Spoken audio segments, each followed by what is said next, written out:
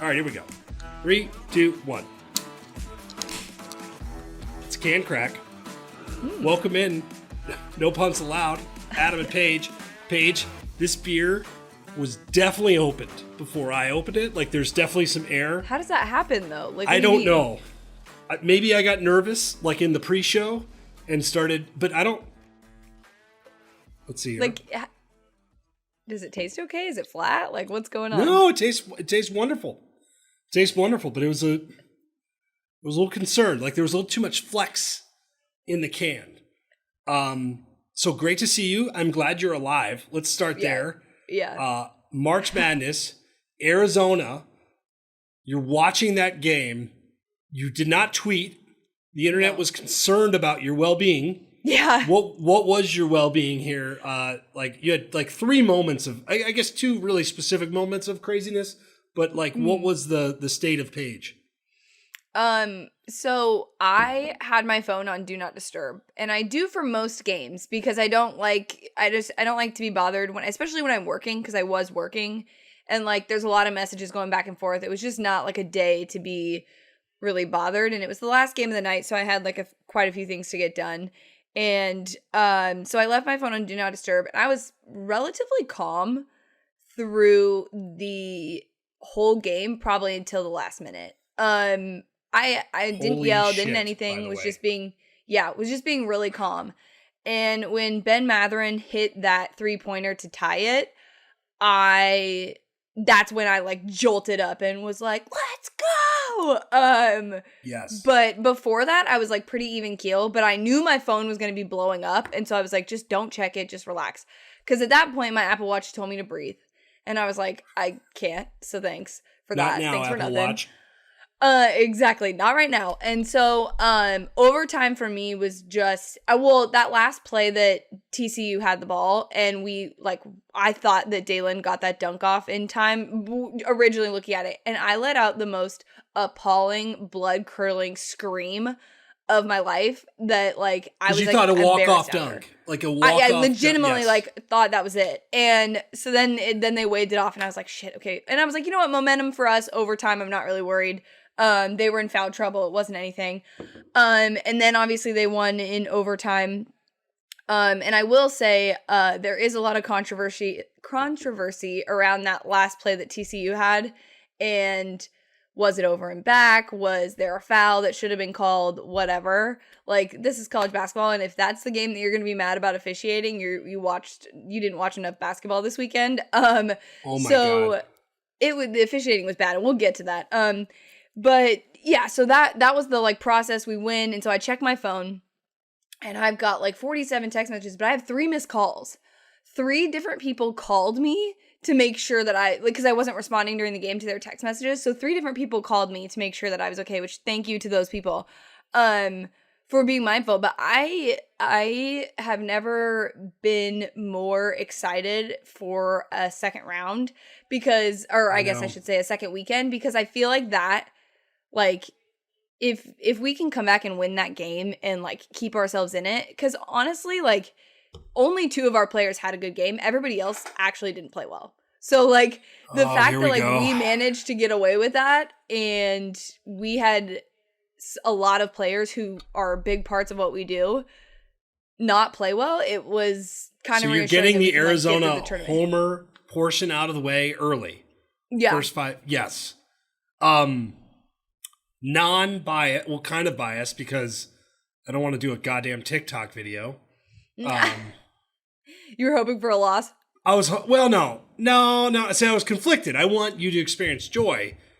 It was like a range of emotions in this, but that was incredible. Like, that was an incredible game. And even the dunk live, it looked like a tie. Like, it looked like a tie. I mean, it was just, what a game. Like, TCU was really good too. So I love that weekend of basketball. But by Sunday night, it is exhausting. I'm not even as emotionally invested in a lot of this. Iowa sucking, like, made sure of that. Yeah. Awesome. But, thanks, Iowa. Yeah, that was bad. 2 of my Final Four teams, Kentucky, Iowa, bye. Yeah, the Kentucky, my God. I mean, what a crazy win. But like by Sunday night, even me, like not uberly emotionally invested. I'm like, I need a break from this. I need a moment. It's funny because it's hard to explain to people because, and you know this from working Saturdays, like there's a certain like emotional toll that comes with working in sports, and to work on something that you care like so much about.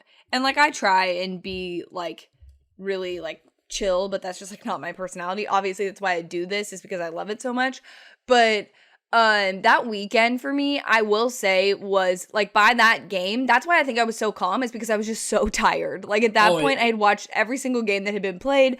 I had been working until 11 p.m. plus each weekend night, like from Thursday on. Like there's just a lot that goes into like producing content on the tournament that is different. Normally you have like a Saturday where it's like your marathon is Saturday, but your marathon for March Madness is Thursday, Friday, Saturday, Sunday, and it's exhausting. But it's like the first weekend of college football, by the way, because it really is like Thursday, Friday, Saturday, Sunday, Monday. It's a little bit different, regular season, but like I put so much into that weekend emotionally that by like Monday night, you're done. And people say this, you probably get this whether it's basketball or football, like, oh, you get to watch sports all Saturday or all day. Like, what a job. Yes, it is amazing, but it's also a job. You get like numb to it. And so while you still love it, we love what we do, it's like a treat. It is not as, I don't know, glamorous is too strong. It takes an emotional toll, and it's exhausting. I would imagine the first 4 days, holy shit, like that is an emotional toll. And to be so invested in like my team specifically is hard, but I will say I have never rooted for a team that I have zero affiliation with than when I was watching the UNC Baylor game. Oh my God. Because that was the worst officiated basketball game that I've probably ever watched. And I mean, don't get me wrong, UNC tried to give it away as well. But, like, it was so painful. Like, I was screaming. Mind you, I also didn't have to work until probably, like, an hour after that game started, because I had the morning shift off and somebody else was covering for me in the morning. And I was sitting watching, like, I was supposed to go, like, run errands and do things for that hour. And I was watching the game, and I'm like, I can't leave. I can't not watch this. I was losing my mind, like screaming. Like I was screaming more at that game than I did even the Arizona game before the end and also overtime. But I was just I needed UNC to win that game because I was like, this is the worst officiated game. And like people were always like, well, I think. And I also hate the people that watch college basketball year round, like myself and other writers that are like, oh, well, welcome to watching college basketball. It's like, no, we understand that the officiating's not great in college basketball. This was particularly horrid, like so bad. I have never seen anything like it. It's so painful to watch. But it was really bad, and I don't watch every week. I watch college basketball, but not religiously. Yeah. I was appalled at the officiating. Hanging on the rim, appalling. The fouls, appalling. Just in general, the pace, slowing games down in key moments, appalling. Like, it was bad. It was really, it was a great weekend. But the officiating was, and I feel like we always bitch about officiating, like in every sport, you know, like when you get a crew, like it's an ACC crew or Big Ten crew, everyone's like, oh, these guys. They say it about everybody, right? So we're naturally going to do it. It was like, it got in the way of enjoying the games, the officiating as a whole, which is bad when that does that. Yeah, it definitely became a thing. But I will say the bright spots of March Madness and what I love so much about this tournament is teams like St. Peter's so cool being in this thing and beating Kentucky and Doug Edert being like a huge star and getting a NIL deal with Buffalo Wild Wings this weekend. That. Awesome. I mean, that kind of stuff is what makes it. And like we've talked about this before, because I said we're going to see some people get NIL deals as the tournament goes on, because you're going to get big stars and people are going to capitalize on what the like fame that they gain from this. But I will say the one that I was surprised about was, I don't know if you saw during an Indiana game, the ball got stuck and the cheerleader, they lifted her up to get the ball down. She got an NIL deal as well. What the hell? Everybody, it's awesome. Pay everybody. But pay everybody. This is the stuff that we love. Also, NIL is the theme today on the pod. Yes, that stretches beyond that. I mean, It literally is like everybody's all the things getting that we're talking paid, big time. It makes me happy. I loved St. Peter's. I lost a fair amount of money betting against them with Murray. I thought was in that second game. I was like, St. Peter's, you're a fluke. Murray State, they're going to do it. And honestly, that bet felt bad from the jump. It was like one of those bets that I made laying the points where I was like, yep, this is not going to go well. They're tough. I mean, I love this because you also get to this round page. I love this because in football, it doesn't really work like this. We don't have a postseason conducive for it, but you get to like this Sweet 16 and like, of course, North Carolina can win a national championship all of a sudden.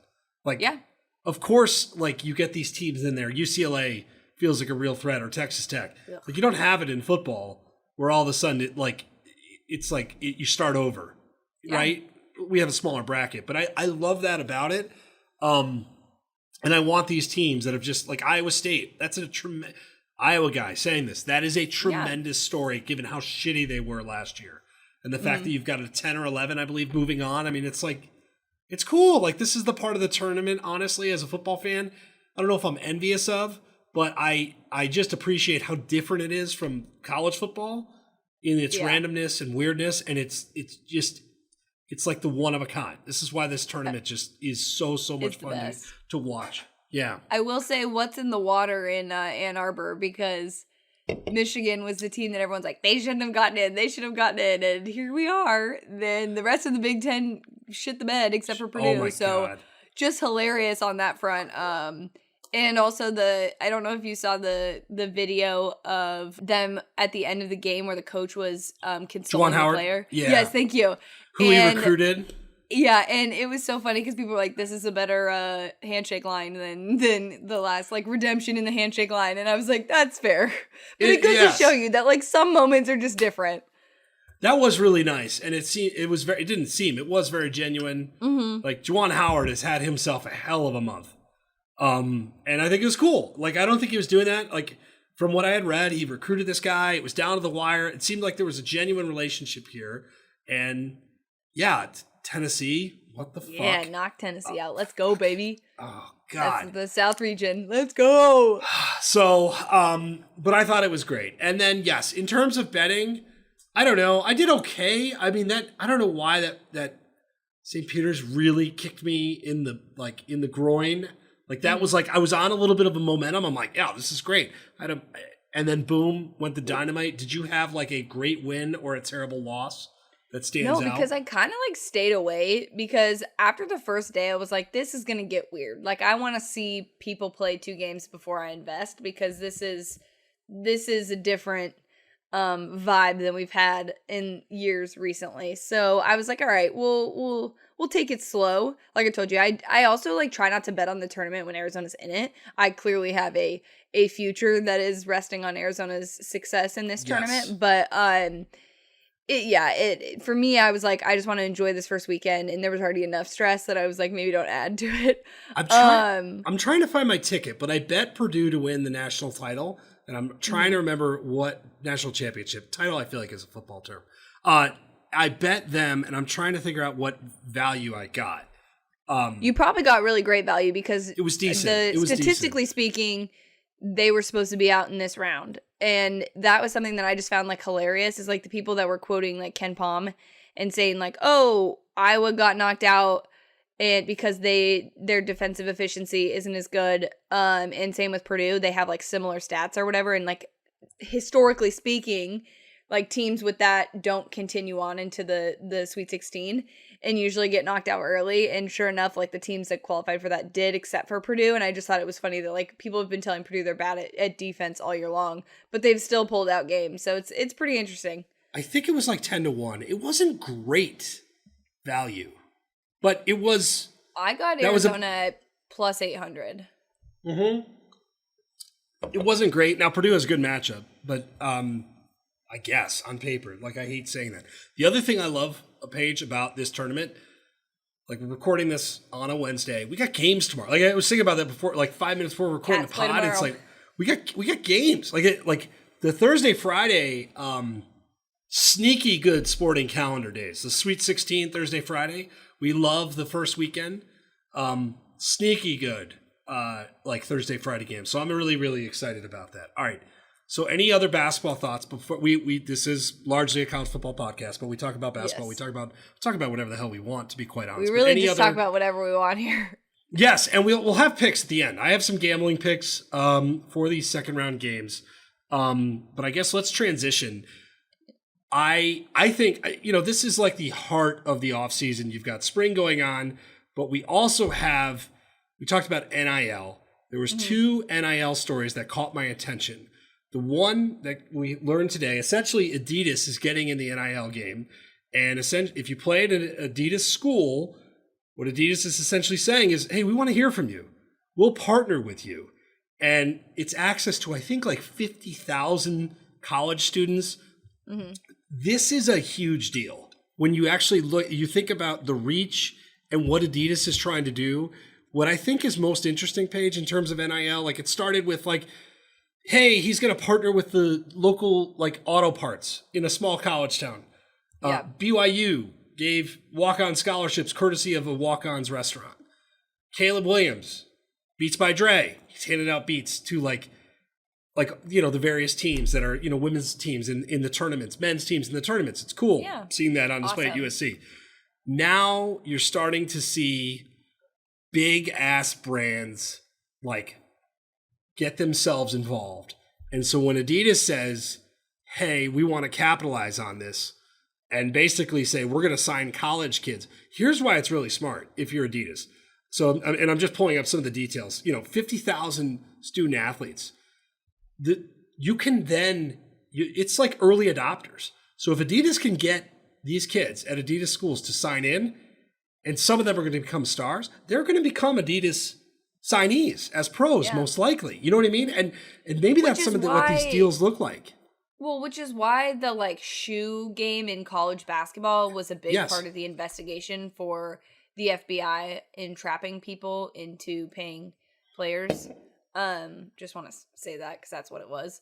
But that was why the shoe deals were such a big deal because, like, again, like Zion wore Nike at Duke. Nike athlete. Like there are things that like there are reasons for that, and also there's like a ton of proof that Nike like paid him directly. But I digress.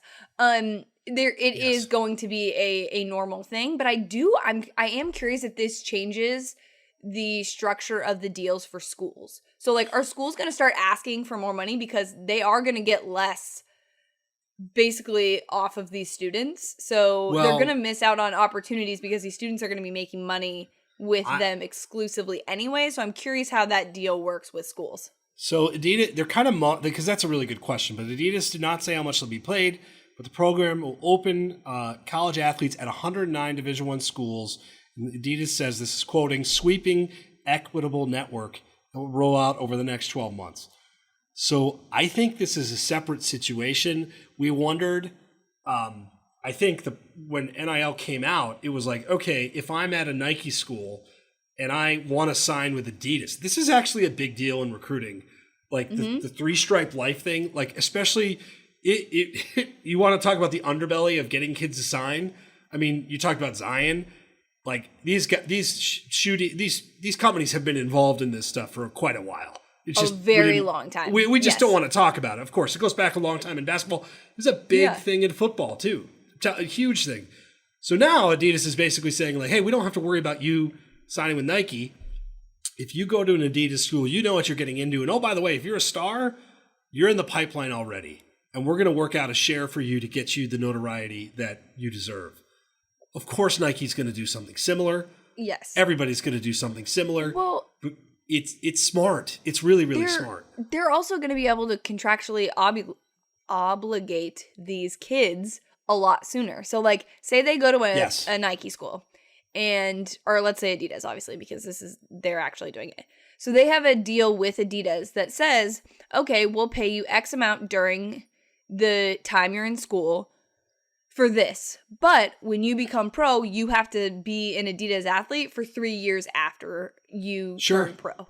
So like in their prime, when they're being drafted number 1 overall or all of those things, like they're going to capitalize on that window, and that's so smart. But I'm I am almost positive that that's going to be something that is added into these deals because that's going to be their most popular time. And then how they play after that, they can reevaluate if they want to keep that athlete, if they don't. But it's a really smart investment to get in early. And like, that's sort of what the like recruiting thing is. Like, you see coaches talk to kids in 8th grade because they want to get in on the ground floor. They want to be there. There's a trust built up. You know this. Like, we used to talk to a lot of young athletes. Like, that was something that Bleacher Report really invested in.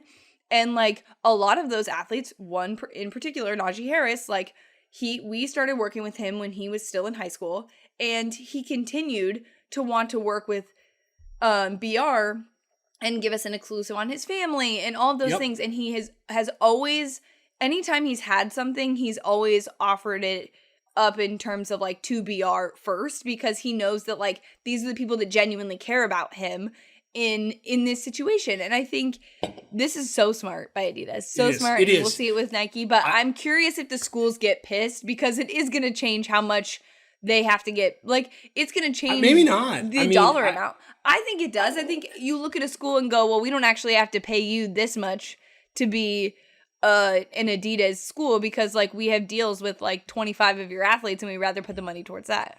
Not to say that they're like, well, that'll be interesting. Saving money, but the part that's lacking in all this is financial details. But when you open it up to 50,000, you're including a lot more than what I'd say the revenue generating sports, which are football and basketball, which I think is great, because you have stars all over the place. You've got future Olympic athletes. You've got, you have a gymnast at LSU who's got like 7 to 8 million Instagram followers, right? Like, she is literally the highest grossing NCAA athlete. I don't know if that's changed now, but when it originally started, she was the first and got the most, the soonest. So I am curious what the details look like, because when you talk about 50,000, the college football has told us for like ever, we can't think of a model to pay players. Well, guess what? Adidas kind of is doing the work for you. And I'm really curious what it looks like, because this is the model, and I'm sure it will be based off of, certain star power is going to be compensated more. This is how the thing works, but I love it, and it's good for the players. Now, let's stay here. Now, I'm gonna just say it up front. I'm going to butcher this young man's name. We practiced. We tried. Can you say DJ's last name? Start with that. Iamaleava. I could say DJ. Yeah. I thought it's Iamaleava. I don't know. Uiagalelei. See, I'm trying to say this name, and you bear I'm sorry. Okay. I'm going to hear from Big Dave, and he's going to be like, dude, what the... Okay. Nico Iamaleava. That might be wrong. But here's what we know about Nico, now that we've said his last name. And Nico, I am so sorry. Please come on the podcast, and you can... I'll do a TikTok dance video for you as well. I'll do whatever. But here we go. Nico is really good at the sport of football. Hey. On 24/7, he's the number 3 player overall in the class of 2023. Number 3 quarterback as well, which is hilarious. Of course, this is the Arch Manning class, which we could talk about in a sec. But quarterback signs with Tennessee. That's fantastic. Tennessee is on the rise. They have a coach that moves 1,000 miles an hour. It's actually a good fit. If I'm a quarterback, look at the numbers that Drew Lock put up at Missouri and the system they played in. Like, this makes a lot of sense. However, there was a report from The Athletic about a week before this came out that there is an $8 million NIL deal that has been signed. It has remained, we did not attach a name to this, but given the timing and everything else, people have kind of connected the dots. And again, this is reckless of me as like a reporter to say, Nico, Tennessee, $8 million. Now, I don't know if, Paige, we don't know. It seems like it's pretty well known, like established that this is the quarterback getting this deal, which is very interesting for Arch Manning, by the way. I was just going to say, imagine how much Arch can get. Not that he needs it, but like. But $8 million, it's a really interesting story by The Athletic. I am curious, though. Like, to me, this is fascinating that a high school quarterback now could potentially be paid more than a backup quarterback in the NFL. That's where we are right here. And they don't have to give it to him in a McDonald's bag. So no, I think this is great. Be a lot of McDonald's bags. I think it's hilarious that we've talked a lot about Texas A&M having great boosters and people that are willing to pay. And maybe Tennessee we forgot that like Tennessee actually has something very, very similar. Oh yeah. I don't know what this means for Arch Manning in terms of pay, also in terms of where he goes. It stresses. For some reason, I'm really happy. Whomever this is, it's whatever. It's a quarterback. Whoever's making $8 million, congratulations. Congratulations. If you but want it also, to give us some, sure. It stresses me out for some reason. Like I'm all for get money, but there's like a weight to this that is like unimaginably large on a high school like junior right now. And yeah. I don't know. I didn't think I'd have those feelings on this.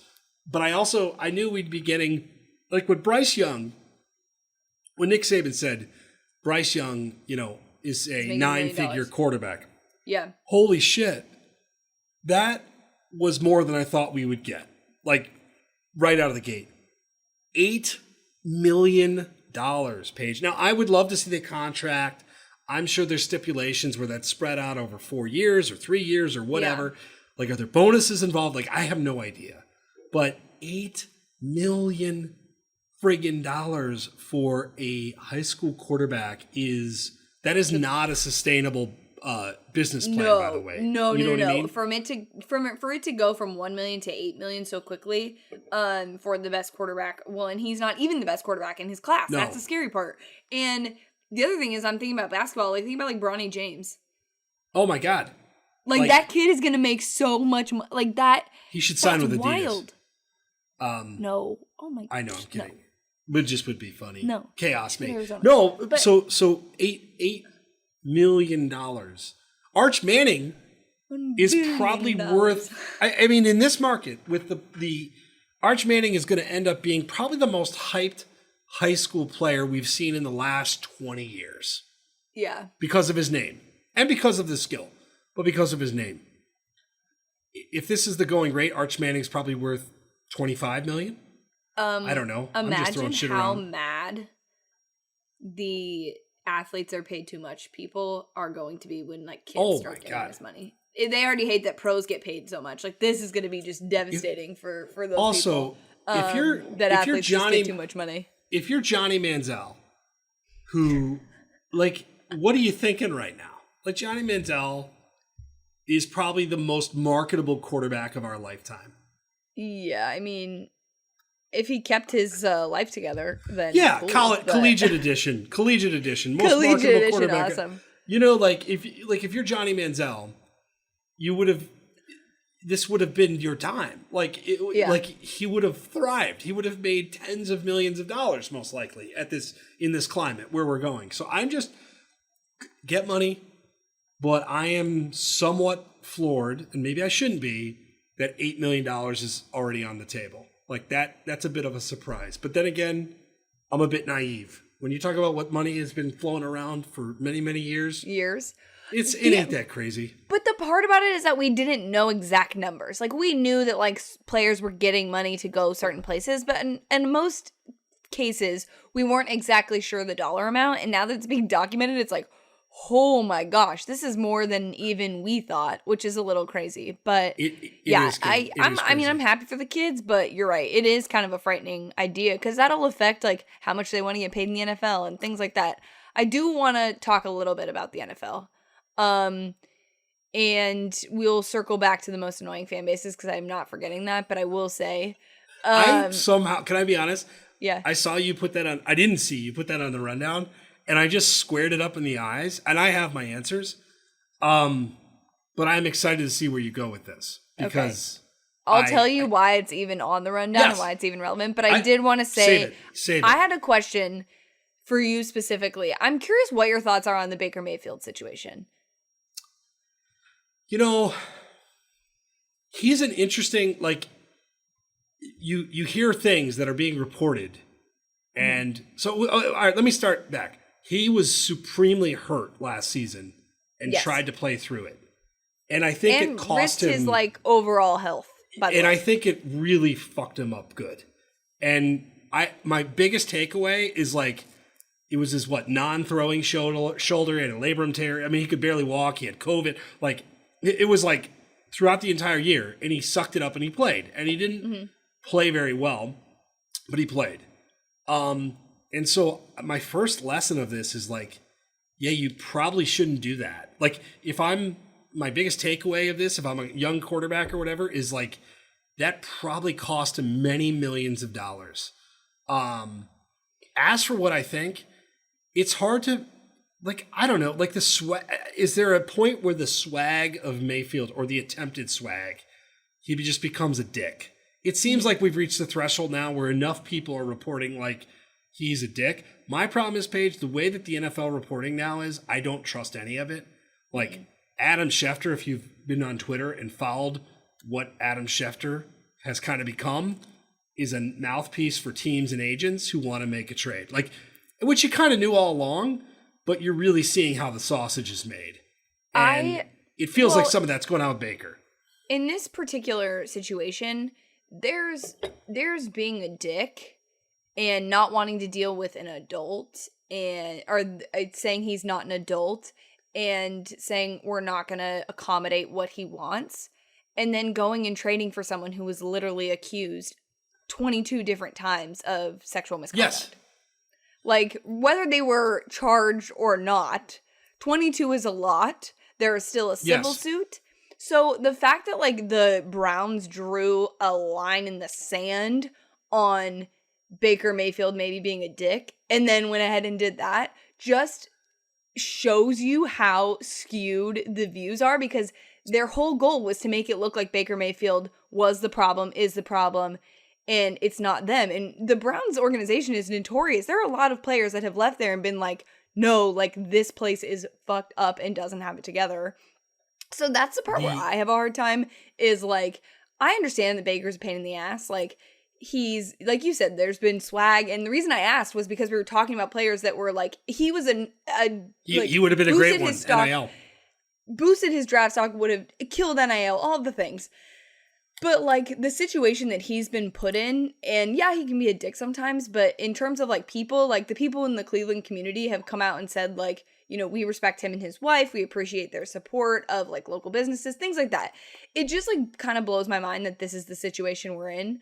I also, like, don't understand what is going on in the NFL right now. Like, we have not seen this much movement and just, like, chaos ever. I honestly can't say that this has ever happened in this league. I hate saying that. The NBA was like this for a while, but the NFL is like... No, it's king. I'm in shock. By the way, just to tie a knot on the Mayfield, now into the Deshaun, which is the more harder one to kind of sink into. Yeah. For Cleveland to say they did their homework and talk to people, when you talk to, like, the defense team exclusively, basically, give me a fucking break. Yeah. Like, you just say you want to win, or don't say anything at all. Like, and I understand the Watson thing is complicated. It is complicated. Yes, like, super complicated. I don't even know, like, where to begin. But to have this ruling go down, and then the business part turns in like a couple, like, I don't know, 65 hours later, and then like $230 million guaranteed. Yep. It just doesn't feel good. Like, no. And I understand due process and all that. It just felt too businessy for a situation that is, like, uber personal. Like, I didn't like the chain of events at all on a variety of fronts. And I'm sure you did. You hit on it too. It's a, but yeah, the NFL is, as a Jets fan today, speaking of, like, players with baggage and everything else, you know, Tyreek Hill down to the Jets and Miami, and of course he goes to Miami, and the Jets are the Jets. But it's like every single day you have a meaningful player on the move, like the quarterback. I mean, it's the NFL just owns. Like, we mentioned that in the last pod. When the NFL wants to be the giant, like, it is. It just March Madness, college football, it doesn't matter. Like, this level of news in the NFL is just, it's constant, and it is overpowering. Yeah. I mean, it's insanity. But I think it should be an interesting season. I think even last season, like, we got to see some, like, we actually got, like, quality football in terms of like we weren't like, oh, this is who's gonna win. Like there's a lot of new and a lot of things are gonna be tried out, and it ended up with like Joe Burrow being in the Super Bowl, which is crazy to think about. But and I am excited for the draft, by the way. We're like a month from the draft. Like, again, Jets fan, that's like my Super Bowl is the draft. Yeah, I was going to say, that's why you're excited for the draft. It is. It's like the yearly thing. But this is the time of the year where it starts to like, as just a fan, I'm like, okay, you've got pro days going on. Can we also talk about Kenny Pickett's fucking hands for a second? Like, Carolina's coach is going over there and like, Kenny, can I see your hands? And he's like, of course, coach. Holds his hands out. They're like, wow, thanks, Kenny. What the fuck? What a stupid ass, what a creepy ass, weird, like, I can't. It's so creepy. I can't so help creepy. It. Like, Kenny, like, literally the video of him showing his hands, like, that's real nice, Kenny. Like, I can't just sit here and like, I like just this. Said it like that. Well, I did it on Twitter too. Like, Kenny, those are some nice hands. Thanks, coach. Like that's how I think that conversation in my mind is going, right? Like, oh man, I really, really appreciate you. Kenny, you get manicure? Oh, I do. Thanks for asking, coach. Like, fuck, like, what is wrong with this? Like, I get that hand size might be important, but I feel like there's got to be a line in what we do. You sound like a girl trying to justify. You're like, look, he has a really great personality, and that should be the focus. No, it's like I think of my job interviews and your job interviews that we've had to do. And if I went to someone like, hey, buddy, why don't you lift up that water cooler, squat with it? Now I want you to sing for me. I would be rich if somebody asked me to do that. I'd be exactly. super rich. Well, it's like, yes. Like, this is like, why is this okay in the NFL?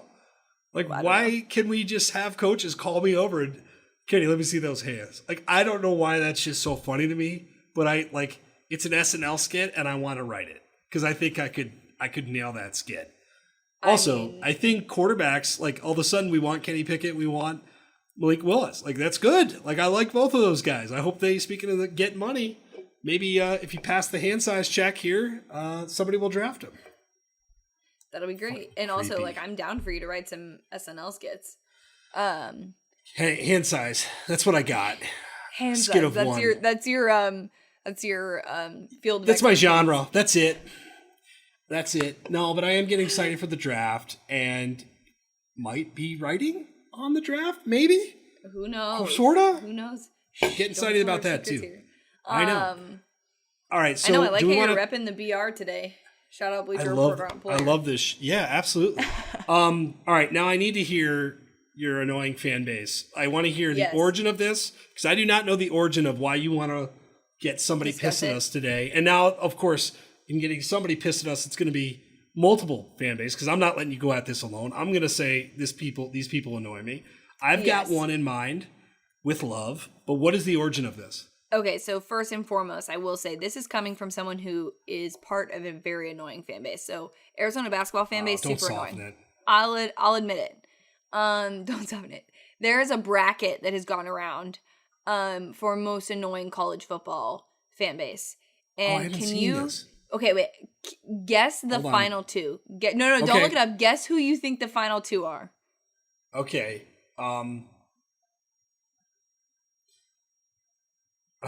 Okay, I've got a couple of guesses. Okay. Ohio State? Yep. And Tennessee? Yes. Are you serious? Yes. I did and guess what? Guess what? That is so spot on. Like, it is. My number one is Ohio State. Don't get me wrong. Ohio State would be my number one too. Ohio State fans are so annoying. I am so sorry if you're an Ohio State fan, and I really do appreciate the fan base. I actually root for them over Michigan a lot, like all the things. That fan base is so obnoxious. I can't tell you how many times. Like, I work obviously in the Bleacher Report app, and that fan base out of all of them is the most ridiculous, delusional fan base of all time. But I'm so glad that you guessed it. You literally so knew. I also want to throw. Do you know any of the other like Elite Eights? Like, can I throw around some more shade here? Michigan's got to be on there. Let's look. Right, I know. Well, I'm sure Alabama's in there. I mean, they have to be. Alabama's going to be in there naturally for winning. Michigan will be in there. Texas A&M's probably in there. Nobody in the Pac-12 is annoying. They suck. Sorry. I mean, UCLA fans, period. It doesn't matter what sport it is, are kind of annoying. That's pretty good. Miami fans, for the the few dozens of them. Okay, so the Final Four was Tennessee, Alabama, Texas, and Ohio State. Michigan Texas is an oversight by me. Yeah, Michigan, Texas A&M, Notre Dame, and Oklahoma all made. Great. I mean, this is like the most spot on. That's great. Bracket of all time. Like, this is incredible because it's very true. Like, it's so accurate. See, Texas is like, they're so beaten down. I didn't even think of them as like annoying anymore because I just feel like they're just all dead inside. You feel bad for them now. Yeah, but no, like when you say it, Notre Dame. Yeah. Totally up there. Fit. But Ohio State and Tennessee are. I'm surprised those were Georgia my didn't two. make it in there. Georgia, they're. They've been tortured for a while. They'll be on there. Like if we do this like a couple years from now, they'll be on there. Mm-hmm. I'm trying to think who else from the Big Ten would be annoying. No, I mean, everybody else like has years where they're just bad, and I don't think like everybody can be annoying in the Big Ten, but they know they're probably gonna suck or like win 6 to 7 games like a year from now, so it's hard to be annoying. Oh, that's a great list. All right, so I can't argue with any of that. No, me neither. I thought it was amazing. All right, so let's do. It's very accurate. That's a great reaction. We should clip that because I promised there was no chicanery. I did not look at this. I was about to Google it and I stopped myself. All right, so let's get to our top 25. No punts allowed, top 25. Team number 5. Now, I have to recite this. We had Alabama, each number 1. Mm-hmm. We had Ohio State, number 2. We had Georgia, number 3. I had Texas A&M, number 4. And you had Clemson, number 4. Number 5, you or me? Who wants to do the honors first? I'll do the honors first because mine is Texas A&M, who we've already talked about. So I do have respect for them because I know I told you my 4 and 5 were hard for me, and also the 3 and 4 were hard for me.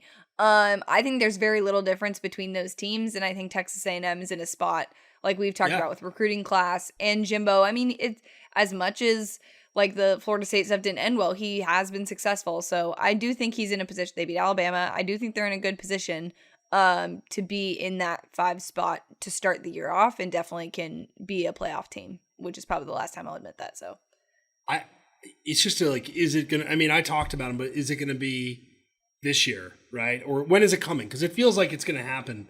Problem is like divisionally, that division just sucks.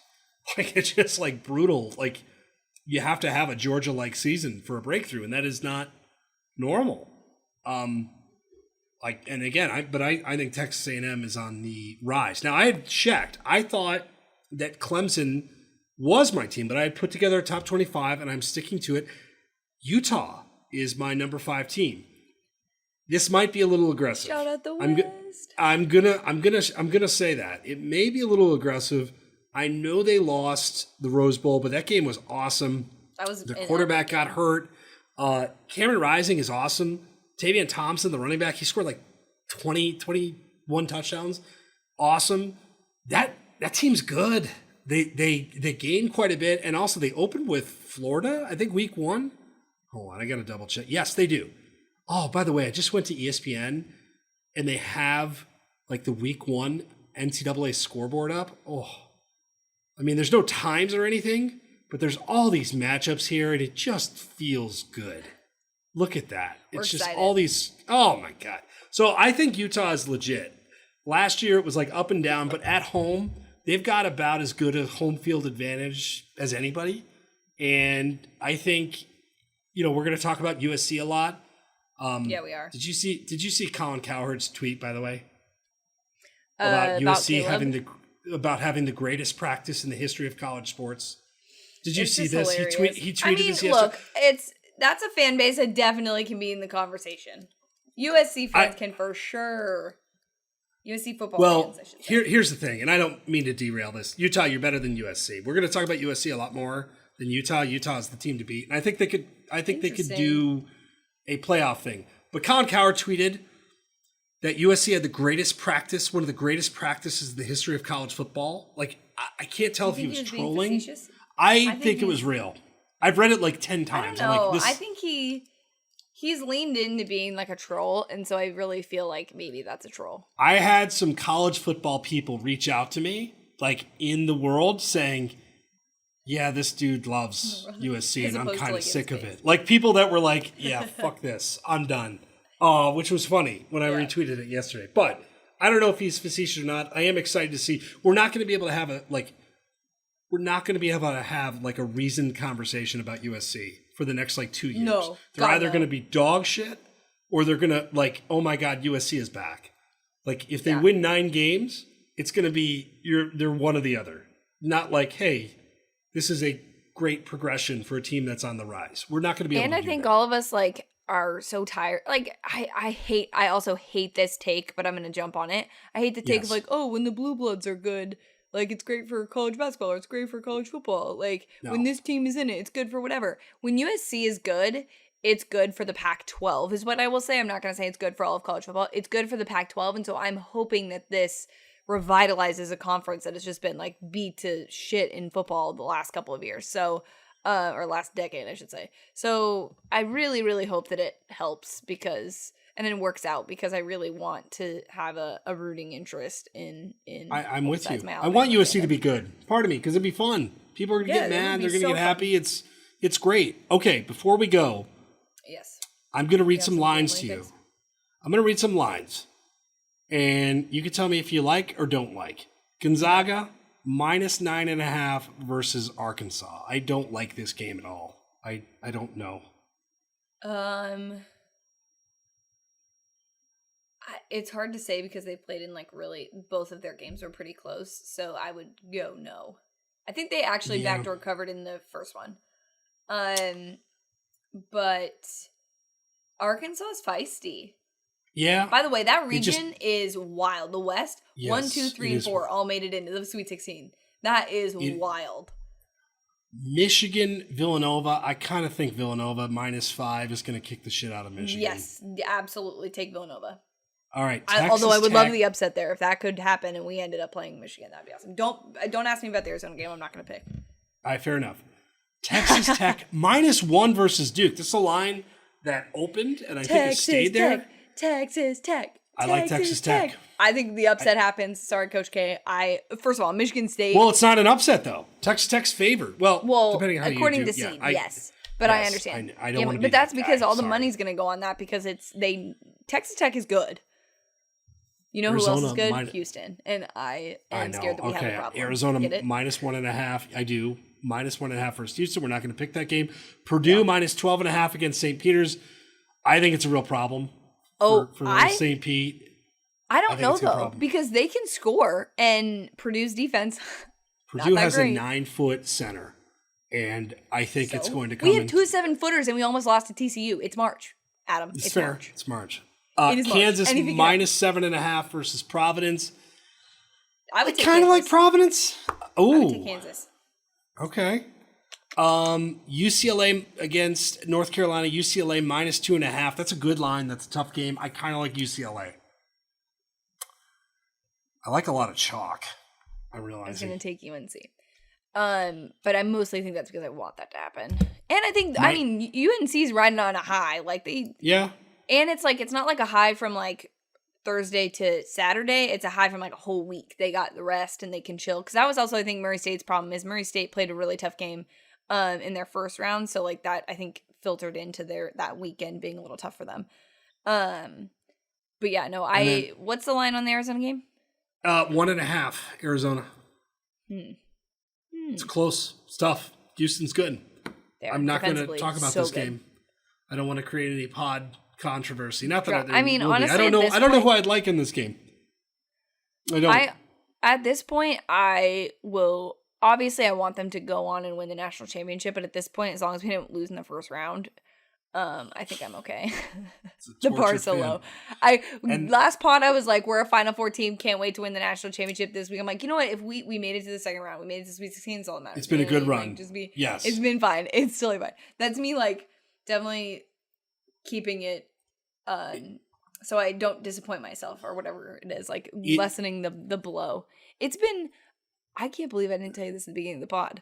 I cracked my tooth this weekend, my very front tooth.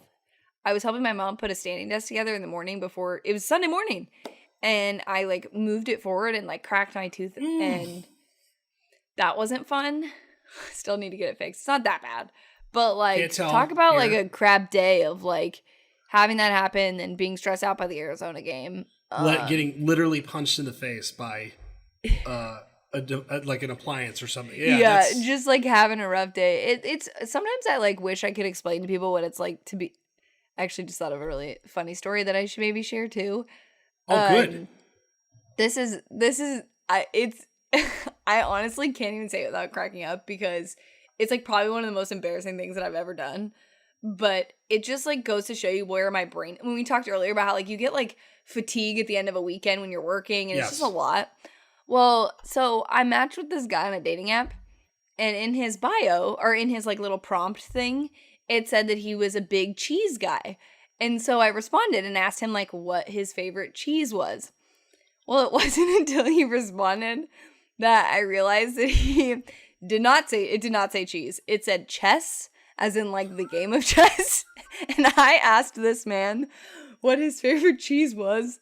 And honestly, like so if you're him, did he just say like provolone and roll with it? He was like chess, but my favorite's gorgonzola or whatever. And like, so he was at least nice about it, but like the fact that like I was crying laughing, like I was laughing so hard because it was just like my brain was just like assuming that this was the case. And also, if anyone who's listening to this, I don't know if you've seen the movie She's the Man, but there's a part in it where she's like trying to teach him how to flirt, and he's like, do you like cheese? And she's like, why, yes, I do. My favorite's Gouda. And I was like, oh my God, if this guy says his favorite cheese is Gouda, like we're soulmates. We're meant to be together. This is the match. This is the moment. And now I think we actually have to get married because that's the most ridiculous thing where someone's like, what's your favorite cheese? And he was like, actually, I'm a big chess guy. But chess is not bad. Chess is not bad, but also how funny that I thought that it was, oh God, just so embarrassing. Cheese is wonderful. You know, but that's a good icebreaker. So, cracked tooth this weekend, complete dating app cheese blunder, mishap, and Arizona just stressing me out beyond all belief, and people being concerned about my well-being. That was actually very nice. Yeah. I will say thank you to all the people on Twitter who I don't personally know who were very concerned about my well-being. When you weren't posting, I was like about to text you like, "Are you with us still?" And then you responded like, "Thanks everyone, I'm fine. Please respect my privacy at this time." Yeah, like that was the essential post that you had. I also am trying to be better about like not overreacting on Twitter. I don't have to react to everything on Twitter, and so even I reacted to that, and I don't react to anything. Yeah, exactly. And so, but I knew people were like genuinely worried, and I was like, "I'm so sorry, I didn't mean to scare everybody." But it's been a day, clearly. But yeah, the life of Paige is just very entertaining. Like, I wish that I could just like, this is why I share these things on like podcasts and stuff, because honestly, my life cracks me up sometimes. It's like kind of a comedy that, what is your go-to cheese, by the way? Like, what is your I actually do cheese? love Gouda. Like, Gouda is actually my favorite good cheese. But actually, that's a lie. Brie cheese is by far my favorite. There is nothing there is legitimately nothing I love more than brie cheese and like a jam or and like a crack. Little charcuterie action. Yeah. Little mozzarella. charcuterie action. This is my East Coast, New Jersey. Yeah. See, I'm a traditionalist. Mozzarella. Like, I was in mozzarella. Like mozzarella. Like this. Yes. Yeah. Mozzarella. Yeah. Like we were in Kramer's Wisconsin. Italian, isn't it? No, I'm just kidding. No, it's Dutch, but my mom's maiden name is Garofalo, right? Like that's like mobby East Coast. So we come mobby, and you're a Jets fan. I know. I can't believe I didn't know this side of you. All this New Jersey, New York. I am that asshole deep down. But yes, so I'm a simple cheese man. But I love cheese in general. And I love a good charcuterie board, by the way. Really, really underrated. Like, just general food item is a good charcuterie. Yeah, just life thing. Yeah, It's I'm sure amazing. California bound too. I imagine charcuterie. Like, yeah, you come from the land of charcutes is good. what we do. All summer long, that's like what's happening. And there's tons of wineries where I am, and it obviously pairs good with a good vino. But I would like everyone who listens to our podcast and you've made it this far, please tweet us what your favorite cheese is, because I'm actually kind of curious what everyone's favorite cheese is. I am too. I would like a good poll on that. I think you person. get across the gamut of different cheeses. I'm with you. I think maybe I need to update my profile and just like be like, if you like me, respond with your favorite cheese, so I know respect the cheese. If I like you, like please give me the cheese. Not chess guy, but I mean, shout out to that guy. I don't think he listens to our podcast, but that would be if he does, then it is a true match. Then it's a true match. Then he's like, hey, I matched with this girl that I already listened to her podcast. I had no idea. All right. Well, good luck with Arizona. Times 2. I will check in during wins. halftime this time to not make everyone wait through the whole game to just make sure I'm okay. And then next week we'll break down, of course, Final Four, which will be great. Yes. And we will see who signs a multi-million-dollar NIL deal then. Yes. And we will do our number 6 team. We are making our way halfway through the top 10. We got a ways to go. So hopefully everybody has a great week. Win some money. Paige, what beer are you drinking? Oh, sorry. Hold on. Fuck. Wow, that was it's a transient artisan ale. Okay. And it was good, and it wasn't watered down. Great can. Simple can. Nice designs. People try too hard on cans these days. More the same than ever. It's double dry hopped. It's going to be a trouble. Double dry hop. So, all right. With that, we'll see you.